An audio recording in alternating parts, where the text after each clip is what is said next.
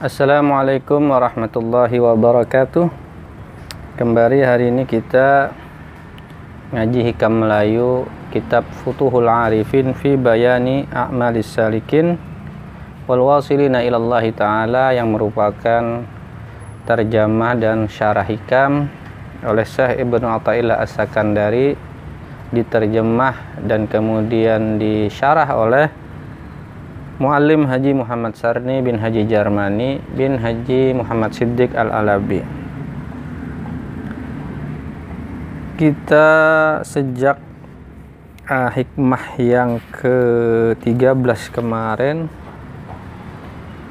masuk ke dalam persoalan yang cukup kontroversial di kalangan ulama-ulama, yaitu wahdatul wujud. Namun seperti dikatakan Muallim Haji Muhammad Sarni, bahwa perkara wahdatul wujud ini meskipun ia bersalah-salahan, bahasanya adalah bersalah-salahan di antara ulama dalam memandangnya, namun bagi salikin atau orang-orang yang menuju Allah, perkara ini adalah perkara yang digemari, karena ini adalah satu pemahaman yang cukup mendalam daripada cabang atau bagian dari syuhud, pengalaman yang bersifat rohani, yang bagi setiap salik menjadi jembatan menuju kepada Allah atau menuju kepada kedekatan, kehampiran bersama Allah. Hari ini kita masuk ke hikmah yang ke-15. Bismillahirrahmanirrahim. Alhamdulillahi rabbil alamin, wassalatu wassalamu ala sayyidina wa nabiyina Muhammadin wa alihi wa ashabihi ajma'in. Qala al-muallifu rahimahullah ta'ala wa nafa'ana bi ulumihi wa bi ulumi aslafihi fid dharaini amin. Terakhir muallim masih kembali mengingatkan kita lagi bahwasanya antara i'tikad dengan syuhud itu haruslah dibedakan agar tidak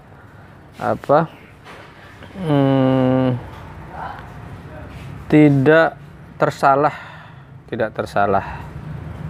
Maha suci Allah daripada tersurup, kata muallif seperti itu. Mimma yadulluka ala wujudi qahrihi subhanah an hajabaka anhu bima laisa bimawjudin ma'ahu. Ini hikmah yang ke-15. Setengah daripada barang yang menunjuki engkau atas ada qaharnya atau qaharnya Allah, bahwa di dindingnya engkau daripadanya dengan barang yang tiada besertanya. Maksudnya daripada kekuasaan Allah itu, keperkasaan Allah itu, qaharnya Allah itu, ia mendinding kita dengan sesuatu, mendinding kita kepadanya dengan sesuatu yang sebenarnya tidak ada bersamanya. Di dindingnya engkau daripada Allah dengan barang yang tiada besertanya. Ini harus kita pahami dalam kerangka kebesaran Allah, kehinaan hamba di hadapan Khalik.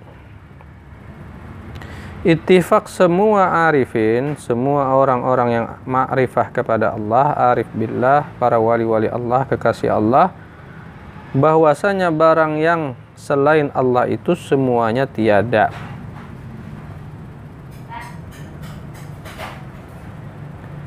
Daripada sekira-kira zatnya.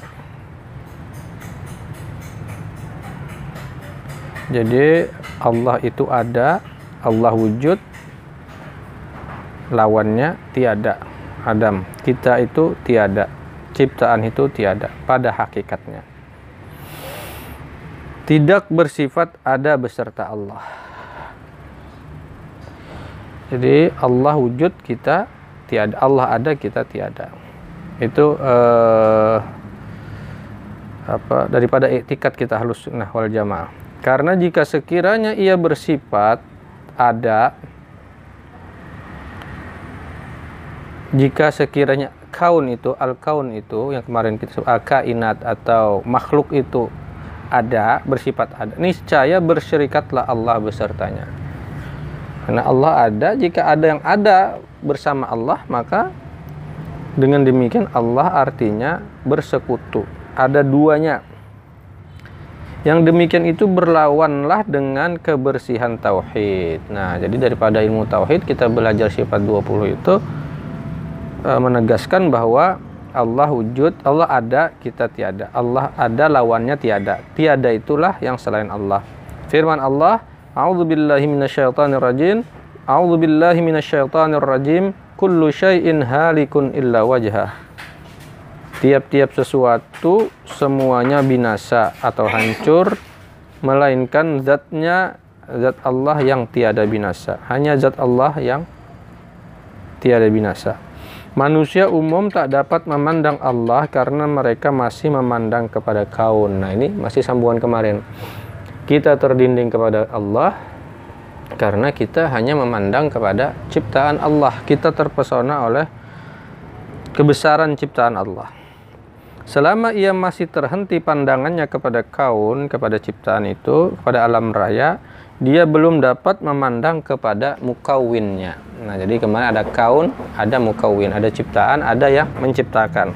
Jika kita masih memandang kepada kaun dalam pandangan yang hakiki, maka kita tidak akan pernah memandang secara benar kepada mukawwin yang menciptakan. Kaun adalah sebagai dinding. Kaun adalah sebagai dinding seseorang kepada Tuhannya. Jadi ciptaan itulah dinding yang mendinding kita daripada Allah. Dan ini adalah seperti dikatakan tadi, daripada kebesaran Allah adalah mendinding kita dengan sesuatu yang tiada bersamanya. Itulah maksudnya lah. Dahulu telah disebutkan bahwa kaun itu adalah gelap. Nah, hikmah yang sebelumnya kan menyatakan bahwa al-kaunu kulluhu zulmatun. Setiap kaun itu, setiap ciptaan itu pada dasarnya gelap. Maka selama kita memandang kepada yang gelap, benda yang ada di dalam yang gelap tak dapat kita lihat. Benda yang ada di baliknya itu, sesuatu yang ada di baliknya itu tidak akan dapat kita lihat. Meskipun benda itu besar dan tidak terlindung di hadapan kita. Meskipun pada hakikatnya sesuatu itu besar sekali, tapi kita tidak mampu melihatnya. Ini mirip-mirip lah dengan pepatah gajah di pelupuk mata tidak kelihatan, semut di seberang lautan kelihatan. Walaupun beda maksud lah, maksudnya beda maksud, tapi perumpamaannya itu, nah, sesuatu yang di hadapan mata kita tidak melihat. Sementara yang jauh di seberang sana yang kecil kita melihat.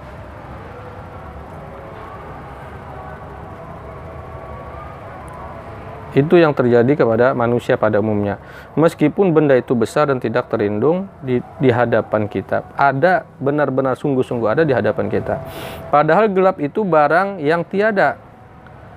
Sesuatu yang gelap itu sebenarnya tiada. Sebaliknya bagi aulia dan arifin, bagi orang-orang saleh yang punya pemahaman yang luas, yang benar, yang dibukakan Allah hijab ma'rifah kepadanya, mereka memandang kepada yang terang. Maka sendirinya tak ada lagi dinding yang menghalangi kepada memandang Allah. Misal yang seperti ini adalah untuk menghampirkan pengertian kita saja. Jadi, nah, yang seperti ini sebenarnya menurut Muallim Haji Muhammad Syarni, ini satu metode berpikir untuk mendekatkan pengertian kita aja sebujurnya kepada yang hakiki. Nah, makanya pada hal yang demikian, ketika ini kita pandang sebagai satu pemahaman yang bersifat syuhud, yang terlepas daripada i'tikad, ini kita selamat, maksudnya kurang lebih kayak gitu.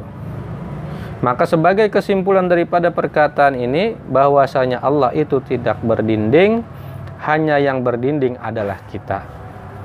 Dan yang mendindingnya ialah akwan atau segala ciptaan itu.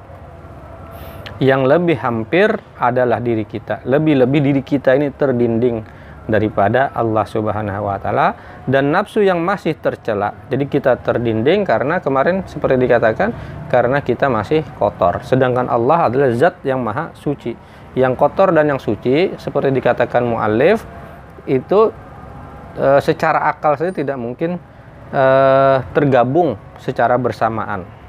Kecuali dibersihkan dulu yang kotor, maka kita akan sampai ke hadirat yang suci atau kepada Allah.